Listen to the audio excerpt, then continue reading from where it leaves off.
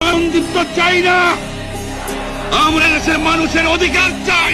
আর আমার বুকের উপর গুলি চালাবার চেষ্টা করো না, ভালো হবে না। 7 কোটি মানুষকে দাবায় রাখতে পারবো না।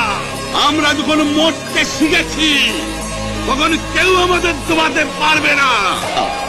প্রত্যেক গ্রামে, প্রত্যেক মহল্লায়, প্রত্যেক ইউনিয়নে, প্রত্যেক সাব ডিভিশনে আওয়ামী লীগের নেতৃত্বে সংগ্রাম পরিষদ গড়ে তোলো এবং তোমাদের যা কিছু আছে তাই নিয়ে প্রস্তুত থাকো। মনে রাখবা, রক্ত যখন দিয়েছি রক্ত আরো দেব, এদেশের মানুষকে মুক্ত করে ছাড়বো ইনশাআল্লাহ। এবারে সংগ্রাম আমাদের মুক্তির সংগ্রাম, এবারে সংগ্রাম স্বাধীনতার সংগ্রাম। জয় বাংলা।